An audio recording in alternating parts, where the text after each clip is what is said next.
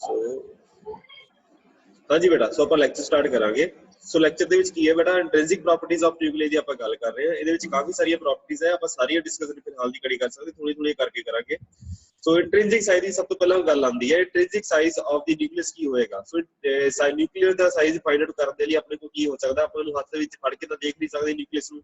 ਸੋ ਇਸ ਕਰਕੇ ਆਪਾਂ ਨੂੰ ਕੀ ਕਰਨਾ ਪੈਂਦਾ, ਆਪਾਂ ਨੂੰ ਕੋਈ ਨਾ ਕੋਈ ਐਕਸਪੈਰੀਮੈਂਟ ਕੈਰੀ ਆਊਟ ਕਰਨਾ ਪੈਂਦਾ, so that we hit alpha particle outside on to the nucleus. ਆਪਾਂ ਚੈੱਕ ਕਰਦੇ ਹਾਂ ਕਿ ਅਲਫਾ ਪਾਰਟੀਕਲ ਕਿੱਥੇ ਜਾ ਕੇ ਰੁਕਣ ਦੀ ਕੋਸ਼ਿਸ਼ ਕਰੇਗਾ, ਬਿਕੋਜ਼ ਅਲਫਾ ਪਾਰਟੀਕਲ ਜਿਹੜਾ ਹੈ ਇਟ ਇਜ਼ ਪੋਜ਼ਿਟਿਵਲੀ ਚਾਰਜ। ਇਸ ਕਰਕੇ ਕੀ ਹੋਏਗਾ, ਨਿਊਕਲੀਅਸ ਉਹਨੂੰ ਰਿਪੈਲ ਕਰੇਗਾ ਇੱਕ ਪਾਰਟੀਕੂਲਰ ਡਿਸਟੈਂਸ ਤੋਂ। ਸੋ ਜਿੱਥੇ ਜਾ ਕੇ ਨਿਊਕਲੀਅਸ ਉਹਨੂੰ ਰਿਪੈਲ ਕਰਨਾ ਸ਼ੁਰੂ ਕਰ ਦੇਗਾ, ਅਲਟੀਮੇਟਲੀ ਇੱਕ ਪੁਆਇੰਟ ਤੇ ਜਾ ਕੇ ਜਿਹੜੀ ਅਲਫਾ ਪਾਰਟੀਕਲ ਦੀ ਇਨੀਸ਼ੀਅਲ ਕਾਈਨੈਟਿਕ ਐਨਰਜੀ ਸੀ, ਜਿਸ એનર્ਜੀ ਦੇ ਨਾਲ ਵੈਲੋਸਿਟੀ ਦੇ ਨਾਲ ਉਹ ਆ ਰਿਹਾ ਸੀਗਾ, ਅਲਟੀਮੇਟਲੀ ਐਟ ਦੀ ਐਂਡ ਜਿੱਥੇ ਉਹ ਜਾ ਕੇ ਸਟਾਪ ਹੋ ਜਾਏਗਾ ਐਂਡ ਉੱਥੋਂ ਵਾਪਸ ਮੁੜ ਜਾਏਗਾ, ਉੱਥੇ ਤੋਂ ਉਹਦੀ ਕਾਈਨੈਟਿਕ ਐਨਰਜੀ ਨੂੰ ਆਪਾਂ 0 ਬਣ ਕੇ ਚੱਲਾਂਗੇ। ਸੋ ਇਹ ਆਪਾਂ ਡਿਸਟੈਂਸ ਜਿਹੜਾ ਕਾਊਂਟ ਕਰਾਂਗੇ, ਇਹਨੂੰ ਆਪਾਂ ਕਰਾਂਗੇ ਡਿਸਟੈਂਸ ਆਫ क्लोजेस्ट अप्रोच दे, ਇਹਨੂੰ ਬਰਾਬਰ ਮੰਨਿਆ ਜਾਏਗਾ। ਇਹਨੂੰ ਸਮਾਲ ਡੀ ਦੇ ਨਾਲ ਲਿਖਿਆ ਹੋਇਆ ਹੈ। ਡਿਸਟੈਂਸ ਆਫ ਕਲੋਜ਼ੈਸਟ ਅਪਰੋਚ ਇਹ ਕਾਫੀ ਇੰਪੋਰਟੈਂਟ ਟਰਮ ਹੈ ਨਿਊਕਲੀਅਰ ਫਿਜ਼ਿਕਸ ਦੇ ਵਿੱਚ, ਇਹਦੇ ਨਾਲ ਆਪਣੀ ਕਾਫੀ ਚੀਜ਼ਾਂ ਡਿਫਾਈਨ ਹੋ ਜਾਂਦੀਆਂ। ਸੋ ਡਿਸਟੈਂਸ ਆਫ ਕਲੋਜ਼ੈਸਟ ਅਪਰੋਚ ਦੇ ਉੱਪਰ ਕਾਫੀ ਸਾਰੇ ਐਕਸਪੈਰੀਮੈਂਟ ਪਰਫਾਰਮ ਕੀਤੇ ਗਏ ਹੈ, ਐਂਡ ਉਹਦੇ ਨਾਲ ਜਿਹੜਾ ਆਪਣੇ ਕੋਲ ਨਿਕਲ ਕੇ ਆਉਂਦਾ ਹੈ ਕਿ ਆਪਣੇ ਕੋਲ ਜਿਹੜਾ ਨਿਊਕਲੀਅਸ ਦਾ ਸਾਈਜ਼ ਹੈ it is of the order of 10⁻14 metre ਦੇ ਬਰਾਬਰ ਆ ਜਾਂਦਾ ਹੈ। ਸੋ ਇਹਦੇ ਵਿੱਚ ਆਪਣੇ ਕੋਲ ਲਿਖ ਦਿੱਤਾ ਹੋਇਆ ਹੈ ਕਿ alpha particle starts with initial kinetic energy, ਤੁਸੀਂ E1 ਮੰਨ ਸਕਦੇ ਹੋ, E2 ਮੰਨ ਸਕਦੇ ਹੋ, ਡਿਪੈਂਡਿੰਗ ਔਨ ਯੂਰ ਕਨਵੀਨੀਅੰਸ। तो अल्फा पार्टिकल की पार्टिकुलर स्टार्टिंग एनर्जी होएगी, एक पॉइंट के ऊपर आके उसकी काइनेटिक एनर्जी 0 हो जाएगी, जिथे वो अपने को ओनली इस पॉइंट के ऊपर ਸਾਡੇ ਕੋਲ सिर्फ पोटेंशियल एनर्जी बचेगी बिकॉज ऑफ द डिस्टेंस। ठीक है जी। So alpha particle at the distance of closest approach will be having kinetic energy that is equal to 0 and distance between the two centers will turn out to be small d. So at the distance of closest approach kinetic energy 0 होगी for a nuclei, particular nuclei with energy particular value of energy, initial energy alpha particle approaches slow close to the nucleus that it is attracted by the nucleus due to strong forces rather than repelled and or reflected back by the Coulomb force. So इस point के ऊपर की होएगा, एक important चीज है, इस point ਦੇ ਉੱਪਰ ਆ ਕੇ ਕੀ ਹੋ ਜਾਏਗਾ ਬੇਟਾ, ਤੁਹਾਡੇ ਕੋਲ ਜਿਹੜੀ ਕੂਲਮ ਫੋਰਸ ਹੈ ਇਹਨੂੰ ਰਿਪੈਲ ਕਰਨ ਦੀ ਕੋਸ਼ਿਸ਼ ਕਰੇਗੀ, ਐਂਡ ਐਟ ਦਿਸ ਪੁਆਇੰਟ ਤੁਹਾਡੇ ਕੋਲ ਜਿਹੜੀਆਂ ਸਟਰੋਂਗ ਫੋਰਸਿਸ ਇਹਨੂੰ ਖਿੱਚਣ ਦੀ ਕੋਸ਼ਿਸ਼ ਕਰਨੀ ਹੈ। ਸੋ ਸਟਰੋਂਗ ਫੋਰਸਿਸ ਕੀ ਹੈ ਬੇਟਾ, अल्फा पार्टिकल एक न्यूक्लियाई है, ਤੁਹਾਡੇ ਕੋਲ ਇੱਕ ਦੂਸਰਾ ਨਿਊਕਲੀਅਸ ਹੈਵੀ ਨਿਊਕਲੀਅਸ ਦਿੱਤਾ ਹੋਇਆ, ਤਾਂ ਦੋਨਾਂ ਵਿਚਕਾਰ ਸਟਰੋਂਗ ਫੋਰਸਿਸ ਵੀ ਹੋਣਗੀਆਂ ਐਂਡ ਕੂਲਮ ਫੋਰਸਿਸ ਵੀ ਹੋਣਗੀਆਂ, ਐਂਡ ਐਟ ਦਿਸ ਪੁਆਇੰਟ ਤੁਹਾਡੇ ਕੋਲ ਕੂਲਮ ਜਿਹੜੀ ਸਟਰੋਂਗ ਫੋਰਸਿਸ ਇੰਟਰੈਕਟ ਕਰਨਾ ਸਟਾਰਟ ਕਰ ਦੇਣਗੀਆਂ, ਐਂਡ ਉਹਨਾਂ ਦੀ ਜਿਹੜੀ ਇੰਟਰਪਲੇ ਹੈ ਉਹਨੂੰ ਆਪਾਂ ਦੇਖ ਸਕਦੇ ਹਾਂ। ਸੋ ਅਲਟੀਮੇਟਲੀ ਜਿਹੜਾ ਨਿਊਕਲੀਅਸ ਦਾ ਸਾਈਜ਼ ਨਿਕਲ ਕੇ ਆਉਂਦਾ ਹੈ, ਇਹ ਕਾਫੀ ਸਾਰੇ ਡਿਟੇਲਡ ਐਕਸਪੈਰੀਮੈਂਟਸ ਹੁੰਦੇ ਆ, it is of the order of 10⁻⁻14 metre ਦੇ ਬਰਾਬਰ ਹੋ ਜਾਂਦਾ ਹੈ, and r is equal to r0 e⁻1/3 ਇਹਦਾ ਆਪਣਾ ਰੇਡੀਅਸ ਦਾ ਫਾਰਮੂਲਾ ਹੋਏਗਾ, ਐਂਡ ਨਿਊਕਲੀਅਸ ਦਾ ਜਿਹੜਾ ਰੇਡੀਅਸ ਹੋਏਗਾ it is of the order of 10⁻14 meter and it depends on the mass of the nuclei। मतलब जितना ज्यादा number of neutrons and protons होंगे न्यूक्लियस का साइड उतना ही ज्यादा बड़ा होता जाएगा। तो इसके तो बाद ਆਪਾਂ ਜਿਹੜਾ r0 है, r0 ਮੇਰਾ ਇੱਕ ਕਾਂਸਟੈਂਟ ਹੁੰਦਾ ਹੈ, it is of the order of 1/2 ਫਰਮੀ। ਇਹ ਅਪਰੋਕਸੀਮੇਟ ਵੈਲਿਊਜ਼ ਹੈ, ਐਗਜ਼ੈਕਟ ਵੈਲਿਊਜ਼ ਨਹੀਂ ਹੈਗੀ, ਐਗਜ਼ੈਕਟ ਵੈਲਿਊਜ਼ ਤਾਂ 3-4 ਡਿਜਿਟ ਦੀ ਹੁੰਦੀ ਹੈ, 1.495 something like that. Atomic size ਜਿਹੜਾ ਹੁੰਦਾ ਹੈ ਇਹ 10⁻10 ਮੀਟਰ ਦੇ ਬਰਾਬਰ ਹੁੰਦਾ ਹੈ, ਇਟ ਜਸਟ ਲਾਈਕ ਐਂਗਸਟ੍ਰੋਮ, ਜਿੰਨੀ ਵੇਵਲੈਂਥ ਹੁੰਦੀ ਹੈ, ਵੇਵਲੈਂਥ ਜਿਹੜੀ ਹੁੰਦੀ ਹੈ 1 ਐਂਗਸਟ੍ਰੋਮ ਜਿਹੜਾ 10⁻10 ਮੀਟਰ ਦੇ ਬਰਾਬਰ ਹੁੰਦਾ ਹੈ, ਉਹਦੇ ਸਾਈਜ਼ ਦੇ ਬਰਾਬਰ ਆਪਣੇ ਕੋਲ ਐਟॉमिक ਸਾਈਜ਼ ਆਉਂਦਾ ਹੈ, ਐਂਡ 10⁻14 ਤੋਂ ਲੈ ਕੇ 10⁻15 ਮੀਟਰ ਤੱਕ ਜਿਹੜਾ ਹੈ ਉਹ ਨਿਊਕਲੀਅਸ ਦਾ ਸਾਈਜ਼ ਆਉਂਦਾ ਹੈ। ਉਸ ਤੋਂ ਬਾਅਦ ਆਉਂਦੀ ਗੱਲ ਬੇਟਾ ਨਿਊਕਲੀਅਸ ਦਾ ਵੋਲਿਊਮ ਕੀ ਹੋਏਗਾ। ਹੁਣ ਆਪਾਂ ਮੰਨ ਕੇ ਚੱਲਦੇ ਹਾਂ ਕਿ ਆਲਮੋਸਟ ਆਪਾਂ ਜਿਹੜਾ ਨਿਊਕਲੀਅਸ ਹੈ ਇੱਕ ਸਫੈਰੀਕਲ ਸ਼ੇਪ ਨੂੰ ਕੋਰਸਪੋਂਡ ਕਰਦਾ ਹੈ, ਕਾਫੀ ਸਾਰੀਆਂ ਐਕਸਪੈਰੀਮੈਂਟਸ ਕੀਤੇ ਗਏ ਐਂਡ ਨਿਊਕਲੀਅਸ ਜਿਹੜੀ ਸਿਮੈਟਰੀ ਹੈ ਆਲਮੋਸਟ ਸਫੈਰੀਕਲ ਸ਼ੇਪ ਦੇ ਵਿੱਚ ਆਉਂਦੀ ਹੈ। ਸੋ ਵੋਲਿਊਮ ਕੀ ਹੋਏਗਾ ਇੱਕ ਸਫੀਅਰ ਦਾ 4/3 πr³ ਦੇ ਬਰਾਬਰ ਆ ਜਾਂਦਾ ਹੈ। ਅਗਰ ਇਹਦੇ ਵਿੱਚ r = r0 e⁻1/3 ਇਹਦੇ ਵਿੱਚ ਪੁੱਟ ਕਰ ਦਈਏ ਤਾਂ ਆਪਣੇ ਕੋਲ ਜਿਹੜਾ ਫਾਈਨਲ ਰਿਜ਼ਲਟ ਆਉਂਦਾ ਹੈ ਉਹਦੇ ਵਿੱਚ ਜਿਹੜਾ ਵੋਲਿਊਮ ਹੈ ਉਹ ਸਿੰਪਲੀ ਤੁਹਾਡੇ ਐਟॉमिक ਮਾਸ ਦੇ ਉੱਪਰ ਡਿਪੈਂਡ ਕਰੇਗਾ। ਮਤਲਬ ਜਿੰਨੇ ਤੁਹਾਡੇ ਕੋਲ ਨਿਊਕਲੀਅਸ ਹੋਣਗੇ, ਨਿਊਕਲੀਅਨਸ ਹੋਣਗੇ, ਮਤਲਬ ਨਿਊਟਰॉन्स ਐਂਡ ਪ੍ਰੋਟੋਨਸ ਹੋਣਗੇ, ਉਹਦੀ ਕੋਰਸਪੋਂਡਿੰਗ ਤੁਹਾਡੇ ਕੋਲ ਵੋਲਿਊਮ ਆ ਜਾਏਗਾ ਨਿਊਕਲੀਅਸ ਦਾ। So volume is directly proportional to mass of the nuclei. So volume okay, ਇਹ ਚੀਜ਼ ਆਪਾਂ ਗੱਲ ਕਰ ਚੁੱਕੇ ਹਾਂ। ਉਸ ਤੋਂ ਬਾਅਦ ਬੇਟਾ ਨਿਊਕਲੀਅਰ ਡੈਂਸਿਟੀ ਦਾ ਕਨਸੈਪਟ ਆਉਂਦਾ ਜਿਹੜਾ ਕਿ ਕਾਫੀ ਜ਼ਿਆਦਾ ਇੰਪੋਰਟੈਂਟ ਹੈ, ਐਂਡ ਤੁਹਾਨੂੰ ਜਾ ਕੇ ਕੁਝ ਚੀਜ਼ਾਂ ਜਾਣ ਕੇ ਹੈਰਾਨੀ ਵੀ ਹੋਏਗੀ। ਨਿਊਕਲੀਅਰ ਡੈਂਸਿਟੀ ਸਭ ਤੋਂ ਜ਼ਿਆਦਾ ਡੈਂਸਿਟੀ ਮਟੀਰੀਅਲ ਹੈ। मतलब की है, अगर एटम ਜਿਹੜਾ ਐਟਮ ਹੈ 90% ਤਾਂ ਖਾਲੀ ਹੁੰਦਾ ਹੈ, ਲੇਕਿਨ ਸਾਰੇ ਦਾ ਸਾਰਾ ਮਾਸ ਐਂਡ ਸਾਰੀ ਡੈਂਸਿਟੀ ਹੈ ਉਹ ਆਟੋਮੈਟਿਕਲੀ ਉਹਦੇ ਸੈਂਟਰ ਦੇ ਉੱਪਰ ਬੈਠੀ ਹੋਈ ਹੈ, ਜਿਹੜਾ ਕਿ ਹਾਈਲੀ ਡੈਂਸ ਮਟੀਰੀਅਲ ਹੈ। ਤੁਸੀਂ ਇੱਕ ਸਪੂਨ ਭਰ ਕੇ ਇੱਕ ਸਪੂਨ ਫੁੱਲ ਆਫ ਨਿਊਕਲੀਆਈ ਅਗਰ ਇੱਕ ਚਮਚਾ ਲਾਓ, ਉਹਦੇ ਉੱਪਰ ਸਾਰੇ ਨਿਊਕਲੀਅਸ ਨੂੰ ਉਹਨੂੰ ਫਿਲ ਕਰ ਦਿਓ, ਉਹਦਾ ਬਹੁਤ ਜ਼ਿਆਦਾ weight ਹੋ ਜਾਏਗਾ, ਇੱਕ ਗੈਲੈਕਸੀ ਦੇ ਬਰਾਬਰ ਹੋ ਜਾਏਗਾ। ठीक है जी। सो ये ਉਹਦਾ ਕਨਸੈਪਟ ਹੈ। ਸੋ ਨਿਊਕਲੀਅਰ ਡੈਂਸਿਟੀ ਕੀ ਹੁੰਦੀ ਹੈ ਬੇਟਾ? ਡੈਂਸਿਟੀ ਆਪਾਂ ਨੂੰ ਪਤਾ ਹੈ ਕਿ ਮਾਸ ਪਰ ਯੂਨਿਟ ਵੋਲਿਊਮ ਹੁੰਦਾ ਹੈ। ਸੋ ਮਾਸ ਕੀ ਹੋਏਗਾ ਬੇਟਾ? ਅਗਰ ਆਪਾਂ ਟੋਟਲ ਨਿਊਕਲੀਅਸ ਦਾ ਮਾਸ ਕੱਢਣਾ ਤਾਂ ਆਪਾਂ ਕੀ ਕਰਾਂਗੇ? ਇੱਕ ਨਿਊਕਲੀਅਸ ਦਾ ਮਾਸ ਬਣਾਂਗੇ ਐਂਡ ਉਹਨੂੰ ਨੰਬਰ ਆਫ ਨਿਊਕਲੀਅਸ ਦੇ ਨਾਲ ਮਲਟੀਪਲਾਈ ਕਰਾਂਗੇ। ਸੋ ਇੱਕ ਨਿਊਕਲੀਅਸ ਦਾ ਮਾਸ ਆਪਾਂ ਨੂੰ ਪਤਾ ਹੈ 1 ਐਟੋਮਿਕ ਮਾਸ ਯੂਨਿਟ ਦੇ ਬਰਾਬਰ ਹੋਏਗਾ ਇਨਟੂ number of nucleus हो जाएगा। So capital A multiplied by 1 AMU divided by volume 4/3 pi r cube। R ਦਾ ਫਾਰਮੂਲਾ ਆਪਾਂ ਨੂੰ ਹੁਣੇ ਪੜ੍ਹ ਗਏ ਟੇ, it is r naught a raised to power 1/3।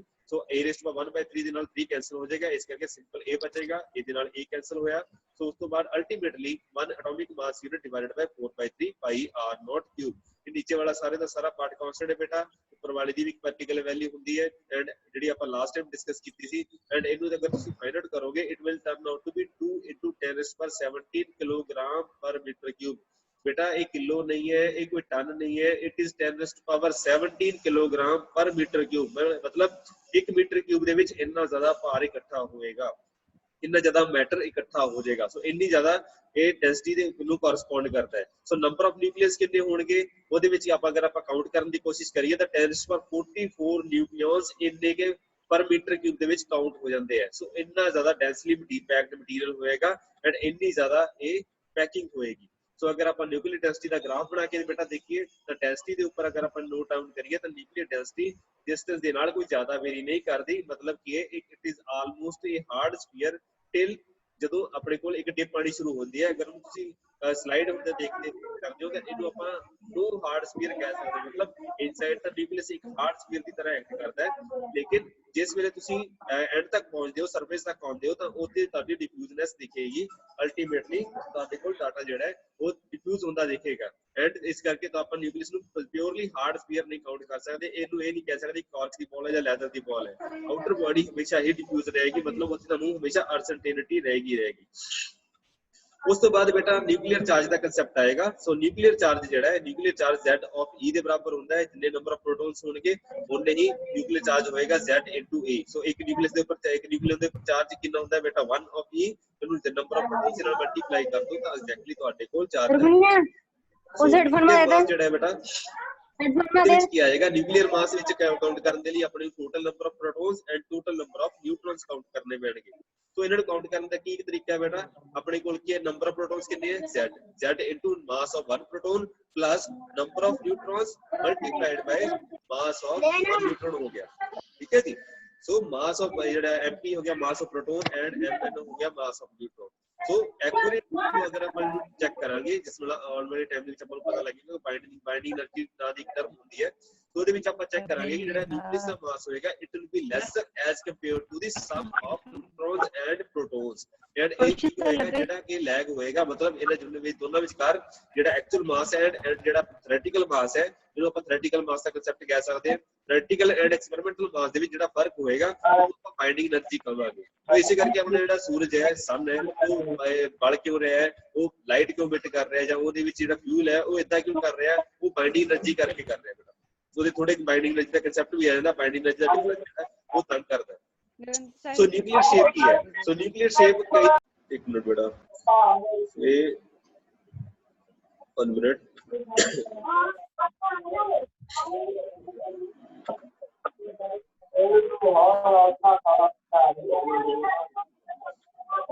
हाँ जी बेटा। सो न्यूक्लियर दी ਜਿਹੜੀ ਸ਼ੇਪਸ ਹੁੰਦੀ ਹੈ, ਨਿਊਕਲੀਅਰ ਸ਼ੇਪਸ ਹਮੇਸ਼ਾ ਹੀ ਸਫੈਰਿਕਲ ਨਹੀਂ ਹੁੰਦੀ। ਨਿਊਕਲੀਅਰ ਦੀ ਸ਼ੇਪਸ ਕਈ ਤਰ੍ਹਾਂ ਦੀਆਂ ਹੁੰਦੀਆਂ। It is a pear shape ਆ, ਪੀਅਰ ਸ਼ੇਪ ਤਰ੍ਹਾਂ ਜਿਸ ਤਰ੍ਹਾਂ ਮੋਤੀ ਹੁੰਦਾ ਹੈ ਉਸ ਤਰ੍ਹਾਂ ਦੀ ਵੀ ਸ਼ੇਪ ਹੁੰਦੀ ਹੈ। ਆਪਣੇ ਕੋਲ ਇਹ ਨਿਊਕਲੀਅਸ ਜਿਹੜਾ ਹੈ ਸਫੈਰਿਕਲ ਵੀ ਹੋ ਸਕਦਾ ਹੈ। ਅਗਰ ਆਪਣੇ ਕੋਲ ਨਿਊਕਲੀਅਸ ਪ੍ਰੋਲੇਟ ਸ਼ੇਪ ਦਾ ਵੀ ਹੋ ਸਕਦਾ ਹੈ, ਆਪਣੇ ਕੋਲ ਨਿਊਕਲੀਅਸ ਜਿਹੜਾ ਆਬਲੇਟ ਸ਼ੇਪ ਦਾ ਵੀ ਹੋ ਸਕਦਾ ਹੈ। ਸੋ ਨਿਊਕਲੀਅਸ ਦੇ ਕਾਫੀ ਸਾਰੀਆਂ ਸ਼ੇਪਸ ਹੁੰਦੀਆਂ ਹੈ। ਹਾਈਪਰਬੋਲਾਇਡ ਵੀ ਹਾਈਪਰਬੋਲਾਇਡ ਦੀ ਹੋਏਗਾ ਇਹ ਤੁਹਾਡੇ ਕੋਲ ਇਸ ਤਰ੍ਹਾਂ। ਹਾਈਪਰ ਡਿਫਰਮੇਸ਼ਨ ਵੀ ਹੋ ਸਕਦੀ ਹੈ, ਸੁਪਰ ਡਿਫਰਮੇਸ਼ਨ ਵੀ ਹੋ ਸਕਦੀ ਹੈ। ਇਹ ਵਾਲੀ ਐਕਸਿਸ ਜਿਹੜੀ ਹੈ ਜ਼ਿਆਦਾ ਅਲੋਂਗੇਟ ਵੀ ਹੋ ਸਕਦੀ ਹੈ ਜਿਸ ਤਰ੍ਹਾਂ ਕਿ ਤੋਰੀ ਹੁੰਦੀ ਹੈ। ਸੋ ਜਸਟ ਲਾਈਕ ਦੈਟ। ਠੀਕ ਹੈ ਜੀ। ਸੋ ਬਨਾਨਾ ਸ਼ੇਪ ਵੀ ਆ ਜਾਂਦੀ ਹੈ ਕਿਤੇ ਨਾ ਕਿਤੇ। ਸੋ ਨਿਊਕਲੀਅਸ ਬਹੁਤ ਤਰ੍ਹਾਂ ਦੇ ਹੁੰਦੇ ਆ, ਜ਼ਰੂਰੀ ਨਹੀਂ ਕਿ ਸਫੈਰਿਕਲ ਸ਼ੇਪ ਹੀ ਦੇਖਣ ਨੂੰ ਮਿਲੇਗੀ। ਅਗਰ ਤੁਹਾਡੇ ਨਿਊਟਰੋਨ ਐਂਡ ਪ੍ਰੋਟੋਨਸ ਦਾ ਬੈਲੈਂਸ ਵਿਗੜਦਾ ਹੈ ਜਿੱਥੇ ਕਿ ਅਨਸਟੇਬਲ ਨਿਊਕਲੀਅਸ बेटा क्रैश नहीं करना, स्वाइप कर रहे हो उसी बार बार, सो डोंट डू दैट। इधर मीटिंग क्रैश हो रही है। ठीक है जी। सो ਇਹਦੇ ਵਿੱਚ ਕੀ ਹੈ ਬੇਟਾ, ਆਪਣੇ ਕੋਲ ਕਾਫੀ ਤਰ੍ਹਾਂ ਦੇ ਨਿਊਕਲੀਅਸ ਹੁੰਦੇ ਆ ਜਿਹੜੇ ਕਿ ਇੱਕ ਸਫੈਰਿਕਲ ਹੋ ਗਿਆ, ਉਸ ਤੋਂ ਬਾਅਦ ਪ੍ਰੋਲੇਟ ਹੋ ਗਿਆ, ਪ੍ਰੋਲੇਟ ਤੋਂ ਬਾਅਦ ਆਬਲੇਟ ਹੋ ਗਿਆ। ਸੋ ਇਦਾਂ ਦੇ ਨਿਊਕਲੀਅਸ ਆਪਾਂ ਨੂੰ ਦੇਖਣ ਨੂੰ ਮਿਲਣਗੇ। ਸੋ ਆਪਾਂ ਇਹਨਾਂ ਨੂੰ ਕਿੱਦਾਂ ਚੈੱਕ ਕਰ ਸਕਦੇ ਹਾਂ ਬੇਟਾ, ਕੁਆਡਰੂਪਲ ਮੂਵਮੈਂਟ ਇੱਕ ਟਰਮ ਹੁੰਦੀ ਹੈ। ਕੁਆਡਰੂਪਲ ਮੂਵਮੈਂਟ ਜਿਹੜਾ ਹੈ ਡੈਂਸਿਟੀ ਡਿਸਟ੍ਰੀਬਿਊਸ਼ਨ ਨੂੰ ਚੈੱਕ ਕਰਦਾ ਹੈ। ਇਹ ਆਪਾਂ ਐਕਸਪੈਰੀਮੈਂਟਲੀ ਵੈਰੀਫਾਈ ਵੀ ਕਰ ਸਕਦੇ ਹਾਂ। ਇਹਦੇ ਵਿੱਚ ਕੀ ਪਤਾ ਲੱਗੇਗਾ ਕਿ ਅਗਰ ਆਪਣੇ ਕੋਲ ਸਫੈਰੀਕਲ ਸਿਮੈਟ੍ਰਿਕ ਐਕਸਿਸ ਜਿਹੜੀ ਹੈ ਆਪਾਂ ਨੂੰ ਦਿੱਤੀ ਹੋਈ ਹੈ, ਜਿਹਦੀ ਐਕਸਿਸ ਦੇ ਅਰਾਊਂਡ ਨਿਊਕਲੀਅਸ ਰਿਵੋਲਵ ਕਰ ਰਿਹਾ ਹੈ, ਉਹਦੇ ਅਰਾਊਂਡ ਅਗਰ ਆਪਣੇ ਕੋਲ ਅਲੋਂਗ ਦੀ ਐਕਸਿਸ ਆਪਾਂ ਗੱਲ ਕਰੀਏ ਤਾਂ ਜੇ ਅਗਰ nucleus the Axis and symmetry Axis ਜਿਹੜੀ ਸੇਮ ਹੈ ਤਾਂ ਉਹਨੂੰ ਆਪਾਂ ਪ੍ਰੋਲੇਟ ਕਹਿੰਦੇ ਆ। ਅਗਰ ਜਿਹੜੀ ਨਿਊਕਲੀਅਸ ਦੀ ਸਿਮੈਟਰੀ ਐਕਸਿਸ ਹੈ that is different then the along ਦੀ ਜਿਹੜੀ ਆਪਾਂ ਐਕਸਿਸ ਡਿਫਾਈਨ ਕੀਤੀ ਹੋਈ ਹੈ ਤਾਂ ਉਹਨੂੰ ਆਪਾਂ ਓਵਲੇਟ ਸਿਮੈਟਰੀ ਕਹਿੰਦੇ ਆ। तो ਇਹਦੇ ਵਿੱਚ ਅਗਰ ਪ੍ਰੋਲੇਟ ਸਿਮੈਟਰੀ ਹੋਏਗੀ ਤਾਂ ਉਹਦੇ ਕੇਸ ਵਿੱਚ ਆਪਣੇ ਕੋਲ ਕੁਆਡਰੂਪਲ ਮੂਵਮੈਂਟ ਬਹੁਤ ਪੋਜ਼ਿਟਿਵ ਹੋਏਗੀ। ਅਗਰ ਸਿਮੈਟਰੀ ਦੀ ਨੈਗੇਟਿਵ ਉਲਟੀ ਹੋਏਗੀ ਤਾਂ ਉਸ ਕੇਸ ਵਿੱਚ ਆਪਣੇ ਕੁਆਡਰੂਪਲ ਮੂਵਮੈਂਟ ਦਾ ਜਿਹੜਾ ਸਾਈਨ ਹੋਏਗਾ ਨੈਗੇਟਿਵ ਹੋਏਗਾ। ਸੋ ਆਪਾਂ ਨੂੰ ਸਾਈਨ ਤੋਂ ਹੀ ਪਤਾ ਲੱਗ ਜਾਂਦਾ ਹੈ ਕਿ ਆਪਣੇ ਕੋਲ ਨਿਊਕਲੀਅਸ ਪੋਜ਼ਿਟਿਵ ਸਿਮੈਟਰੀ ਵਾਲਾ ਹੈ, ਪ੍ਰੋਲੇਟ ਹੈ, ਜਾਂ ਨੈਗੇਟਿਵ ਸਿਮੈਟਰੀ ਵਾਲਾ ਓਵਲੇਟ ਹੈ। ਇਸ ਤੋਂ ਇਲਾਵਾ ਵੀ ਕਾਫੀ ਸਾਰੀਆਂ ਟਰਮਸ ਹੁੰਦੀਆਂ ਲੇਕਿਨ ਤੁਹਾਡੇ ਸਿਲੇਬਸ ਤੋਂ ਬਾਹਰ ਹੈ, ਇਸ ਕਰਕੇ ਮੈਂ ਜ਼ਿਆਦਾ ਡਿਸਕਸ ਨਹੀਂ ਕਰਾਂਗਾ। ਸੋ ਅਗਰ ਪਰਫੈਕਟ ਸਫੀਅਰ ਹੋਏਗੀ ਤਾਂ ਉਸ ਕੇਸ ਦੇ ਵਿੱਚ ਕੁਆਡਰੂਪਲ ਮੂਵਮੈਂਟ ਜਿਹੜੀ ਹੋਏਗੀ ਬੇਟਾ ਉਹ 0 ਹੋਏਗੀ। ਸੋ ਸਫੀਅਰ ਦੇ ਕੇਸ ਵਿੱਚ 0, ਇਹਦੇ ਕੇਸ ਵਿੱਚ ਪੋਜ਼ਿਟਿਵ ਹੋ ਗਿਆ ਐਂਡ ਨੈਕਸਟ ਥਿੰਗ ਦੇ ਵਿੱਚ ਆਪਣੇ ਕੋਲ ਨੈਗੇਟਿਵ ਕੁਆਡਰੂਪਲ ਮੂਵਮੈਂਟ ਜਿਹੜਾ ਆ ਜਾਏਗਾ। ਸੋ ਇਹਨੂੰ ਆਪਾਂ ਪ੍ਰੋਪਰਲੀ ਡਿਫਾਈਨ ਵੀ ਕਰਾਂਗੇ ਕੀ ਹੁੰਦਾ ਹੈ, ਲੇਕਿਨ ਫਿਲਹਾਲ ਦੀ ਕੜੀ ਇਹਨਾਂ ਐਡਜਸਟ ਕਰਨਾ ਹੈ। ਇਸ ਤੋਂ ਬਾਅਦ ਆ ਜਾਂਦਾ ਬੇਟਾ ਸਟੈਟਿਸਟਿਕਸ। ਸੋ ਸਟੈਟਿਸਟਿਕਸ ਜਿਹੜੀ ਹੈ ਉਹ ਦੋ ਤਰ੍ਹਾਂ ਦੀ ਹੁੰਦੀ ਹੈ ਬੇਟਾ। ਫਰਮੀ ਡਿਰਾਕ ਤੁਸੀਂ ਆਲਰੇਡੀ ਪੜ੍ਹ ਚੁੱਕੇ ਹੋ। ਸੋ ਬੇਟਾ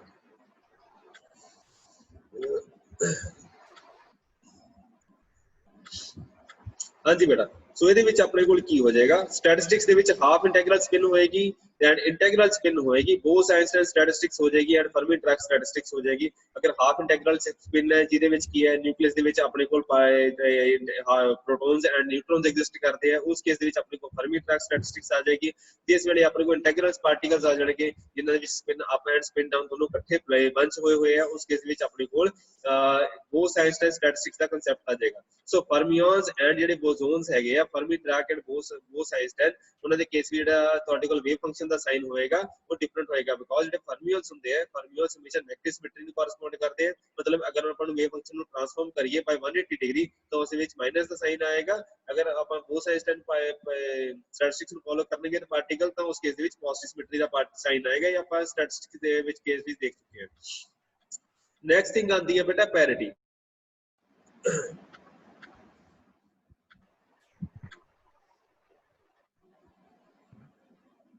हाँ जी बेटा, सो इस केस ਵਿੱਚ ਆਪਣੇ ਕੋਲ ਕੀ ਹੋਏਗਾ, अपने को पैरिटी का कंसेप्ट है। Parity of nuclear state is closely associated with the orbital angular momentum. तो पैरिटी की ਹੁੰਦੀ ਹੈ बेटा, ਇਹ ਤੁਹਾਡੀ अगर ਆਪਾਂ स्पेस कोऑर्डिनेट्स ਨੂੰ ਇਨਵਰਟ ਕਰ ਦਿੰਦੇ ਆ ਤਾਂ ਉਸ ਕੇਸ ਦੇ ਵਿੱਚ ਕੀ ਹੋਏਗਾ, ਆਪਣੇ ਕੋਲ पैरिटी ਦਾ ਕੰਸੈਪਟ ਆ ਜਾਏਗਾ। ਸੋ पैरिटी के न्यूक्लियर फिजिक्स ਦੇ ਵਿੱਚ ਕਾਫੀ ਜ਼ਿਆਦਾ ਇੰਪੋਰਟੈਂਟ ਹੈ।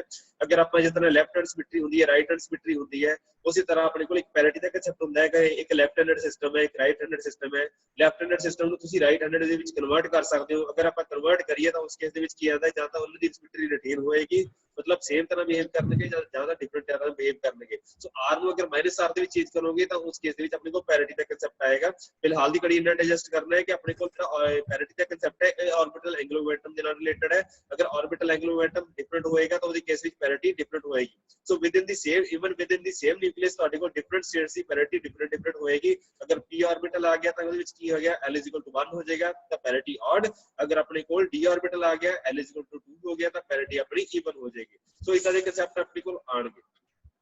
So next thing is orbital angular momentum. So orbital angular momentum the concept ਕੀ ਹੈ ਬੇਟਾ, ਆਪਣੇ ਕੋਲ ਦੋ ਤਰ੍ਹਾਂ ਦੇ concept ਹੋਣਗੇ, ਇੱਕ orbital angular momentum ਹੋ ਗਿਆ, ਇੱਕ ਆਪਣੇ ਕੋਲ spin angular momentum ਹੋ ਗਿਆ। so ਆਪਣੇ ਕੋਲ net angular momentum ਕਿੰਨਾ ਆ ਗਿਆ ਬੇਟਾ, l + - s ਹੋ ਗਿਆ। so l + s ਤੋਂ ਲੈ ਕੇ l - s ਤੱਕ ਦਾ ਆਪਣਾ concept ਡਿਸਕਸ ਹੋਏਗਾ।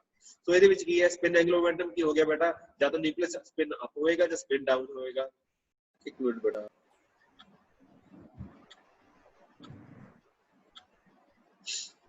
हाँ जी। सो अपने कोल जिहड़ा है ओहदे कोल आपां करदे हैं बेटा, जिहड़ा अगर पार्टिकल तुहाडा स्पिन अप होएगा तो जिहड़ी स्पिन एंगुलर मोमेंटम होएगा तो उस केस में that will be h cross divided by 2। अगर पार्टिकल स्पिन डाउन होएगा that will be minus h cross divided by 2 आ जाएगा। अगर तुहाडे कोल ऑर्बिटल एंगुलर मोमेंटम है तो बोर्स मॉडल तो ਆਪਾਂ स्पेकुलेट कर सकते हैं, it will be n into h cross। so अगर फर्स्ट ऑर्बिटल होएगी तो h cross आएगा, सेकंड 2 हो जाएगा, 2h cross 3h cross something like that हो जाएगा। तो अगर number of nucleus is odd तो तुहाडे कोल इस तरह का रिजल्ट होएगा, अगर नंबर ऑफ न्यूक्लियस इवन है तो इस तरह का रिजल्ट होएगा। तो सिंपल जो एक फार्मूला दिता होया। उस तो बाद ਆਪਣੇ ਕੋਲ ਆਂਦਾ ਜਿਹੜਾ ਇੰਪੋਰਟੈਂਟ ਕਨਸੈਪਟ ਹੈ magnetic movement of the nucleus. So magnetic movement of the nucleus ਕਾਫੀ ਇੰਪੋਰਟੈਂਟ ਐਕਸਪੈਰੀਮੈਂਟ ਸੀ, ਤੁਹਾਨੂੰ ਸ਼ਾਇਦ ਮੈਂ ਪੜਾਵਾਂਗਾ ਨਹੀਂ, ਲੇਕਿਨ ਫਿਲਹਾਲ ਦੀ ਘੜੀ ਐਮਐਸਸੀ ਸਟੂਡੈਂਟਸ ਨੂੰ ਟੀਚ ਕੀਤਾ ਜਾਂਦਾ ਹੈ। ਤੇ ਪ੍ਰੋਟੋਨ ਦੇ ਅੰਦਰ ਕੀ ਹੈ ਉਹ ਕਿੱਥੋਂ ਪਤਾ ਲੱਗਦਾ ਹੈ, ਜੋ ਹੈ magnetic movements of the nucleus, because neutron and protons are not the elementary particles, ਇਹਨਾਂ ਦੀ ਇੰਟਰਨਲ ਸਟਰਕਚਰ ਵੀ ਹੋਲਡ ਕਰਦੀ ਹੈ, ਜਿਸ ਦੇ ਕਰਕੇ ਇਹਨਾਂ ਨੂੰ ਆਪਾਂ ਐਲੀਮੈਂਟਰੀ ਪਾਰਟੀਕਲ ਕਾਊਂਟ ਨਹੀਂ ਕਰਦੇ। ਐਲੀਮੈਂਟਰੀ ਪਾਰਟੀਕਲ ਦੇ ਵਿੱਚ ਕਿਹੜਾ ਆ ਜਾਏਗਾ, ਜਸਟ ਲਾਈਕ ਇਲੈਕਟ੍ਰੋਨ। ਇਲੈਕਟ੍ਰੋਨ ਦੀ ਇੰਟਰਨਲ ਸਟਰਕਚਰ ਹਾਲੇ ਤੱਕ ਆਪਾਂ ਕਿਸੇ ਨੂੰ ਪਤਾ ਨਹੀਂ ਲੱਗੀ, ਇਸ ਕਰਕੇ ਆਪਾਂ ਇਲੈਕਟ੍ਰੋਨ ਦੀ ਇੰਟਰਨਲ ਸਟਰਕਚਰ ਨੂੰ ਆਪਾਂ ਨਹੀਂ ਮੰਨਦੇ। ਸੋ ਲੇਕਿਨ ਪ੍ਰੋਟੋਨ ਐਂਡ ਨਿਊਟਰੋਨ ਦੇ ਵਿੱਚ ਤਿੰਨ ਕੁਆਰਕਸ ਹੁੰਦੇ ਆ, ਇਸ ਕਰਕੇ ਉਹਨਾਂ ਦੀ ਇੰਟਰਨਲ ਸਟਰਕਚਰ ਹੋਲਡ ਕਰਦੀ ਹੈ। ਤਾਂ ਮੈਗਨੈਟਿਕ ਮੂਵਮੈਂਟ ਕਾਫੀ ਇੰਪੋਰਟੈਂਟ ਮਾਈਲਸਟੋਨ ਹੈ ਜਿਹੜਾ ਕਿ ਡਰਾਕ ਨੇ ਦਿੱਤਾ ਸੀਗਾ, ਐਂਡ ਉਹਦੇ ਵਿੱਚ ਕਾਫੀ ਕੁਝ ਪਤਾ ਲੱਗਾ ਸੀ।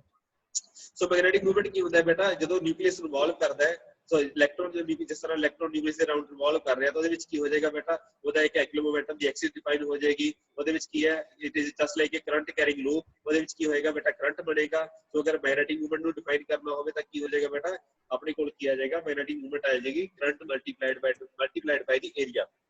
ਏਰੀਆ ਆਪਣੇ ਕੋਲ ਕੀ ਹੋ ਗਿਆ ਬੇਟਾ, ਸਰਕਲ ਦਾ ਏਰੀਆ ਹੋ ਗਿਆ, so that is pi into r square ਹੋ ਗਿਆ। ਉਹਨੂੰ ਆਪਾਂ ਮਲਟੀਪਲਾਈ ਕਰ ਸਕਦੇ ਹਾਂ, ਬਾਇਓਟ ਸਵਰਟਸ ਲਾ ਲਗਾ ਸਕਦੇ ਹੋ ਤੁਸੀਂ, ਉਹਨੂੰ ਮਲਟੀਪਲਾਈ ਕਰਕੇ ਚੈੱਕ ਕਰ ਲਿਓ ਬੇਟਾ, e into v divided by 2m into mpr ਆ ਜਾਏਗਾ। mass into velocity into radius ਕੀ ਹੋ ਗਿਆ ਬੇਟਾ, ਐਂਗੂਲਰ ਮੋਮੈਂਟਮ ਦੇ ਬਰਾਬਰ ਹੋ ਗਿਆ। ਇਹਨੂੰ ਆਪਾਂ l ਦੇ ਨਾਲ ਰੀਪਲੇਸ ਕਰ ਦਿੰਦੇ ਹਾਂ। ਅਲਟੀਮੇਟਲੀ ਤੁਹਾਡੇ ਕੋਲ ਜਿਹੜਾ ਮੈਗਨੈਟਿਕ ਮੂਵਮੈਂਟ ਆਫ ਇਲੈਕਟ੍ਰੋਨ ਹੋਏਗਾ, it will B with N active sign. ਇਸੇ ਕਰਕੇ ਮੈਂ ਕੀ ਬਣਾਇਆ ਹੋਇਆ, ਐਂਗੂਲਰ ਮੋਮੈਂਟਮ ਦੀ ਡਾਇਰੈਕਸ਼ਨ ਸਿੱਧੀ ਹੈ ਐਂਡ ਲੇਕਿਨ ਮੈਗਨੈਟਿਕ ਮੂਵਮੈਂਟ ਦੀ ਡਾਇਰੈਕਸ਼ਨ ਉਲਟੀ ਬਣਾਈ ਹੋਈ ਹੈ because of the negative sign. And अगर मैग्नीट्यूड ही लिखना है तो मैं साइन हटा दो, इनू l दे नाल रिप्लेस कर सकते हो। अगर हाइड्रोजन एटम है तो l = 1 हो जाएगा बिकॉज़ s ऑर्बिटल आएगी, इस करके अपने को e * h cross divided by 2 * m ही हो जाएगा एंड बोहर मैग्नेट्रॉन का कांसेप्ट आ जाएगा। ठीक है जी। सो फॉर न्यूक्लियस की हो गया बेटा अपने को, sorry for the case of electron इनो ਆਪਾਂ बोहर मैग्नेट्रॉन ਦਾ ਨਾਮ ਦੇਵਾਂਗੇ e * h cross divided by 2 into mass of the electron. लेकिन अगर ਆਪਣੇ ਕੋਲ न्यूक्लियर हो गया ਜਿਹੜਾ ਕਿ ਨਿਊਕਲੀਅਸ ਨੂੰ ਇਨਵੋਲਵ ਕਰਨਗੇ ਤਾਂ ਉਹਦੇ ਵਿੱਚ ਕੇਸ ਵਿੱਚ ਆਪਣੇ ਕੋਲ e ਦੀ ਜਗ੍ਹਾ ਆਪਾਂ ਮਾਸ ਆਫ ਪ੍ਰੋਟੋਨ ਲਿਖ ਦਾਂਗੇ ਬਿਕੋਜ਼ ਜਿਹੜੇ ਪਾਰਟੀਕਲ ਚਾਰਜ ਹੋਣਗੇ ਉਹੀ ਮੈਗਨੈਟਿਕ ਮੂਵਮੈਂਟ ਕਾਜ਼ ਕਰਨਗੇ, ਨਿਊਟਰੋਨ ਨਹੀਂ ਕਰ ਪਾਣਗੇ ਐਸਾ। ठीक है जी। So magnetic movement of the nucleon divided by magnetic movement of the Bohr magnetron electron, दोनों अगर आप डिवाइड कर दिए तो 1 डिवाइडेड बाय 1836 का पार्टिकल ਦੇ मास ਦਾ ਫਰਕ ਆ ਜਾਏਗਾ because mass of the proton is 1836 times mass of the electron ਦੇ ਬਰਾਬਰ ਹੁੰਦਾ ਹੈ। ਸੋ ਇਹ ਜਿਹੜਾ ਫਿਗਰ ਲਿਖਿਆ ਹੋਇਆ 1836 ਦਾ, ਇਹ ਉੱਥੋਂ ਹੀ ਆਉਂਦਾ ਹੈ, ਤੁਸੀਂ ਇਹਨੂੰ ਸਪੈਕੂਲੇਟ ਵੀ ਕਰ ਸਕਦੇ ਹੋ। ਸੋ ਫॉर ऑल न्यूक्लियर ਕੀ ਹੋ ਜਾਏਗਾ, मैग्नेटिक मूवमेंट जेड़ा होएगा it will be e into h cross divided by 2 into mass of the proton। लेकिन एक एक्स्ट्रा फैक्टर आएगा that will be the gyromagnetic ratio. वो क्यों आएगा वो अपन लेटर स्टेज में डिस्कस करांगे। गैरोमैग्नेटिक रेशियो काफी इंपॉर्टेंट टर्म है, जो ਜਿਹੜੀ ਤੁਹਾਡੀ ਇੰਟਰਨਲ ਸਟਰਕਚਰ ਹੈ, ਤੁਹਾਡੀ એનર્ਜੀ ਲੈਵਲਸ ਹੈ, ਉਹਦੇ ਕੋਰਸਪੋਂਡਿੰਗ ਤੁਹਾਡੇ ਕੋਲ ਮੈਗਨੈਟਿਕ ਮੂਵਮੈਂਟ ਡਿਫਾਈਨ ਹੁੰਦਾ ਹੈ ਕਿ ਪਾਰਟੀਕਲ ਕਿਹੜੀ ਸਟੇਟ ਦੇ ਵਿੱਚ ਬੈਠਾ ਹੋਇਆ। तो ਅਲਟੀਮੇਟਲੀ ਜਿਹੜੀ ਕੰਮ ਦੀ ਚੀਜ਼ ਹੈ ਉਹ magnetic movement of the proton ਆਪਣੇ ਕੋਲ ਹਮੇਸ਼ਾ ਪੋਜ਼ਿਟਿਵ ਆਉਂਦੀ ਹੈ, magnetic movement of the neutron ਜਿਹੜੀ ਹੈ ਉਹ ਨਿਊਟਰਲ ਹੁੰਦਾ ਹੈ, ਇਸ ਕਰਕੇ ਉਹਦੀ ਇੰਟਰਨਲ ਸਟਰਕਚਰ ਅਗਰ ਹੋਲਡ ਕਰੇਗੀ ਤਾਂ ਜਾ ਕੇ ਉਹਦਾ ਮੈਗਨੈਟਿਕ ਮੂਵਮੈਂਟ ਆਏਗਾ। ਕਿਉਂਕਿ ਆਪਣੇ ਕੋਲ ਜਿਹੜਾ ਮੈਗਨੈਟਿਕ ਮੂਵਮੈਂਟ ਆਫ ਦੀ ਨਿਊਟਰॉन ਹੈ it is -1.913 nuclear magnet noun ਆ ਜਾਂਦਾ ਹੈ।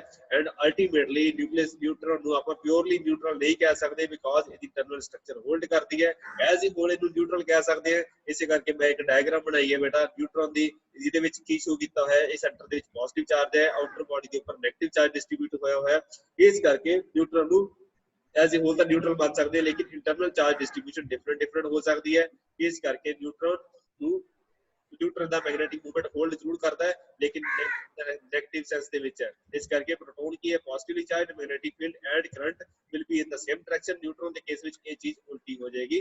ਸੋ न्यूट्रॉन ਦਾ ਕੇਸ ਹੈ, न्यूट्रॉन ਦੀ ਇੱਕ ਐਕਸਪੈਰੀਮੈਂਟਲ ਵੈਰੀਫਿਕੇਸ਼ਨ ਕੀਤੀ ਹੋਈ ਹੈ। ਸੋ न्यूट्रॉन ਦੇ ਕੇਸ ਵਿੱਚ ਕੀ ਹੈ, ਇੱਕ ਹੁੰਦਾ ਹੈ ਇੱਕ न्यूट्रॉन ਹੁੰਦਾ ਹੈ। ਅਗਰ ਇਹ ਚੀਜ਼ ਟਰੂ ਹੈ ਜਿਹੜੀ ਆਪਾਂ ਵੈਲਿਊਜ਼ ਲਿਖੀ ਹੈ ਤਾਂ ਅਲਟੀਮੇਟਲੀ ਉਹਦਾ ਜਿਹੜਾ ਰਿਜ਼ਲਟ ਹੋਏਗਾ ਨਿਊਕਲੀਅਰ ਮੈਗਨੇਟਿਕ ਦਾ, ਉਹਦਾ ਰਿਜ਼ਲਟ ਇੰਨਾ ਹੋਲਡ ਕਰਨਾ ਚਾਹੀਦਾ ਹੈ ਬਿਕੋਜ਼ ਇੱਕ ਪਲੱਸ ਹੈ ਇੱਕ ਮਾਈਨਸ ਹੈ, ਦੋਨਾਂ ਨੂੰ ਐਡ ਅਪ ਕਰੋਗੇ ਤਾਂ ਰਿਜ਼ਲਟਿੰਗ ਫੈਕਟਰ ਇੰਨਾ ਬਣੇਗਾ। ਅਗਰ ਉਲਟਾ ਹੁੰਦਾ ਤਾਂ ਇਹਨਾਂ ਨੂੰ ਐਡ ਕਰਨ ਤੇ ਆਪਣਾ ਰਿਜ਼ਲਟ 3 ਜਾਂ 4 ਦੇ ਬਰਾਬਰ ਬਣਦਾ, ਲੇਕਿਨ ਉਹ ਰਿਜ਼ਲਟ ਟਰੂ ਨਹੀਂ ਹੈ। This is an agreement with the experiments. So ਅੱਜ ਦੀ ਡੇਟ ਦੇ ਵਿੱਚ ਇੰਨਾ ਹੀ ਕਾਫੀ ਹੈ ਬੇਟਾ। ਸੋ ਨਿਊਟਰॉन ਦੇ ਕਨਸੈਪਟ ਤੋਂ ਇਹ ਪਤਾ ਲੱਗਦਾ ਹੈ ਕਿ ਨਿਊਕਲੀਅਸ ਜਿਹੜਾ मैग्नेटिक मूवमेंट है वो प्रोटोन के लिए डिफरेंट है एंड न्यूट्रॉन के लिए डिफरेंट है एंड इसको काफी चीज़ां पता लग जाती है जी ड्राक ने एक्सपेरिमेंट किए सीगे ਉਹਦਾ ਰਿਜ਼ਲਟ ਕੁਝ ਹੋਰ ਸੀਗਾ ਅਗਰ ਪ੍ਰੋਟੋਨ ਜਿਹੜੇ ਪ੍ਰੋਟੋਨ ਪੁਆਇੰਟ ਲਾਈਕ ਪਾਰਟੀਕਲ ਹੁੰਦਾ ਜਸਟ ਲਾਈਕ ਇਲੈਕਟ੍ਰੋਨ ਤਾਂ ਇੱਥੇ ਕਿੰਨਾ ਹੁੰਦਾ ਬੇਟਾ ਇਟ ਵਿਟ ਇੱਥੇ ਪਰ ਰਿਜ਼ਲਟ ਕੁਝ ਹੋਰ ਹੁੰਦਾ it wood have been something like 2 ਔਰ 1 ਦਾ ਫੈਕਟਰ ਹੁੰਦਾ ਲੇਕਿਨ ਇੱਥੇ ਕੀ ਹੈ 2.792 ਕਾਫੀ ਜ਼ਿਆਦਾ ਮੈਗਨੈਟਿਕ ਮੂਵਮੈਂਟ ਹੈ ਜਿਹਦੇ ਕਰਕੇ ਪਤਾ ਲੱਗ ਜਾਂਦਾ ਹੈ ਕਿ ਆਪਣੇ ਕੋਲ ਪ੍ਰੋਟੋਨ ਦੀ ਇੰਟਰਨਲ ਸਟਰਕਚਰ ਵੀ ਹੋਲਡ ਕਰਦੀ ਹੈ